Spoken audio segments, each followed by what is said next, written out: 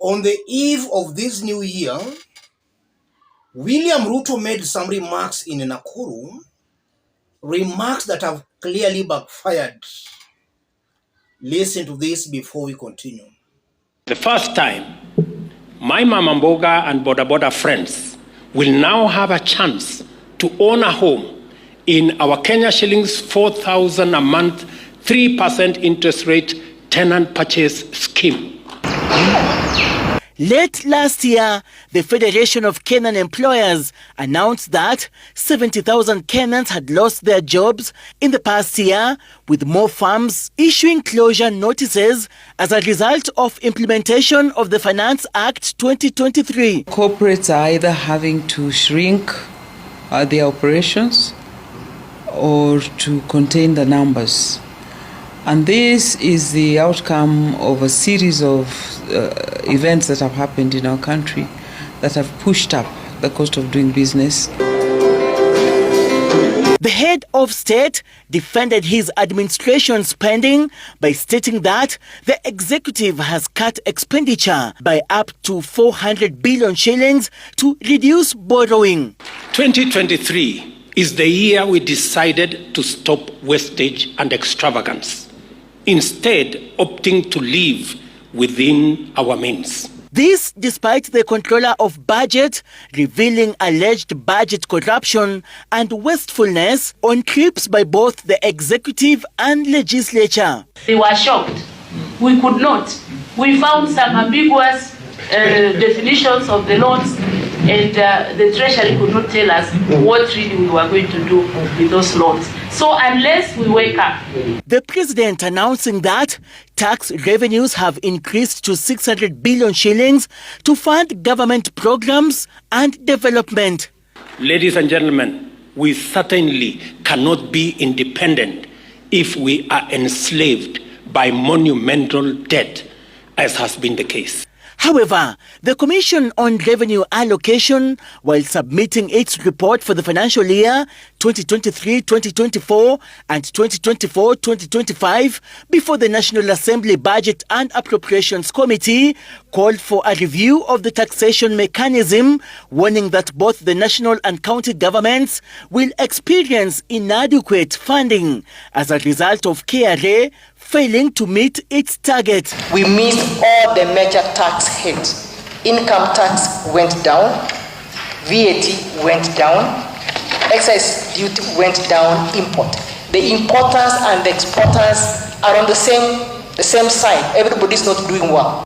The head of state insisting that his administration has made significant strides by triumphing over the threat of economic stagnation by reducing inflation to 6.8% and with 5.4% GDP growth, making the country the 29th fastest growing economy globally.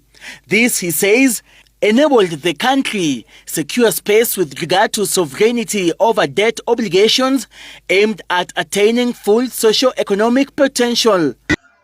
That was William Ruto speaking in Nakuru as he led Kenyans in ushering the new year 2024. And from those remarks, it's very clear he is lying and lying with impunity. Before we dig deep into that, let's listen to some Kenyans who reacted after Ruto made those remarks. Sijafurahia kulingana na vile ambavyo walivyosema kwamba mambo na housing. Mimi ni kijana mdogo.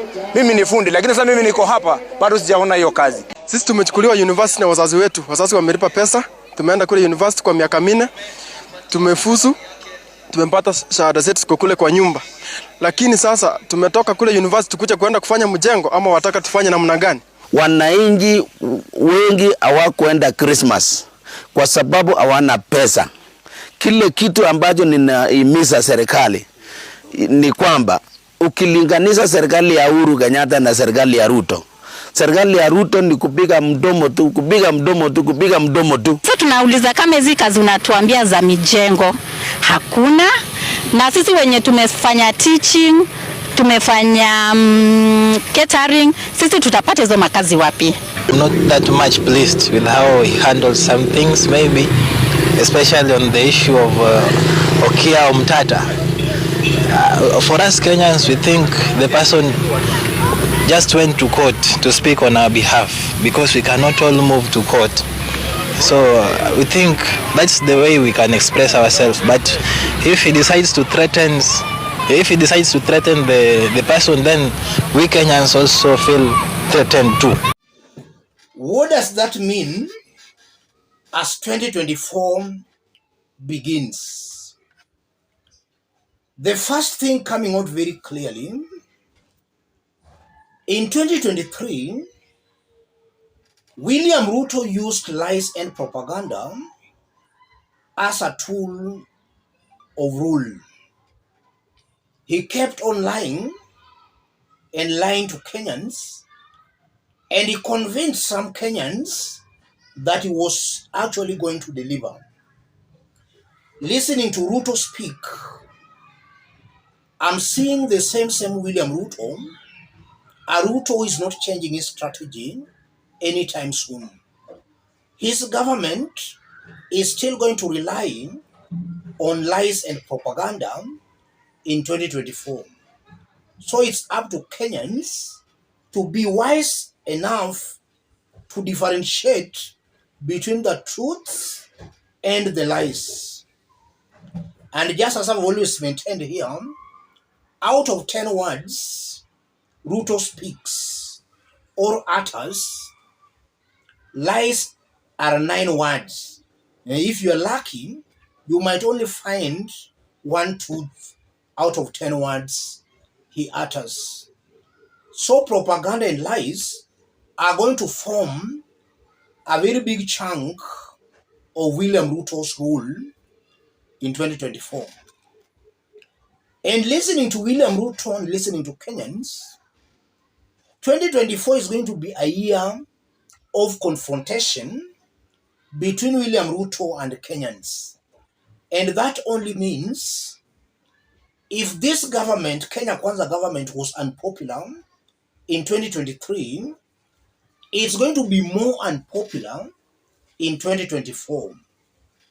And I still remember a research was done that indicated 77% of Kenya Kwanza supporters felt they were economically well off in Uhuru Kenyatta's government than in William Ruto's government.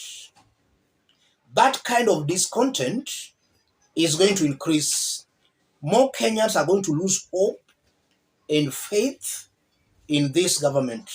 And that's going to make this government more and more unpopular. Listening to William Ruto and listening to Kenyans, I'm seeing a government that is still on a trial and error. In 2024, Ruto is still not very sure on how to address the issues Kenyans are facing.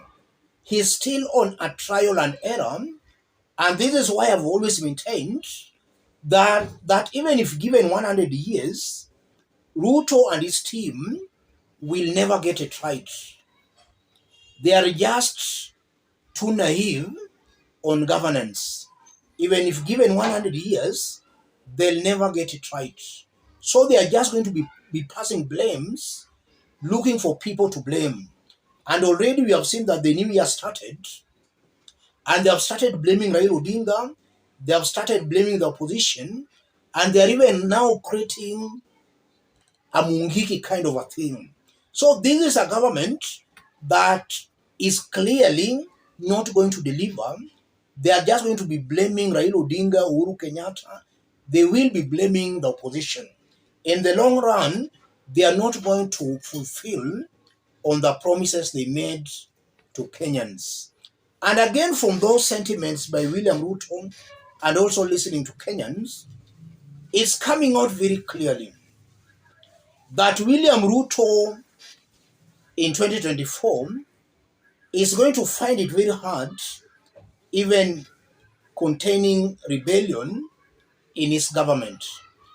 In 2023, we saw some of his top government officials complaining that decisions are being made at State House. They were just seeing some notices without even them being informed of what is happening. Those were the cabinet secretaries, some principal secretaries. And if you look at today's dailies, the Attorney General, that's Justin Muturi, is also crying that it's not being listened to. His advices are not being heeded. William Ruto is also going to be at loggerheads with some of his top officials. In that there is, I'm seeing a coalition going to erupt. And I won't be wrong to say that even some might even be pushed to resign from this government. So Kenya should also expect that. But above all, as I conclude, Ruto is very naive and very clueless in general. And just as I've explained, he has the government, but he does not know on how to run the government, how to pause, how to stop. He's completely a greenhorn. And now it's also very interesting that he has also appointed men and women who are also not up to the task. So there is going to be a total failure in 2024. Let me stop it there, ladies and gentlemen. Make sure you subscribe in order not to miss our next analysis, where we are working on some very interesting videos. For those who have not yet subscribed, make sure you subscribe. Any person who may want to support our forum, contact me through that number below. Let's meet in our next analysis. Thank you. God bless you. God bless Kenya.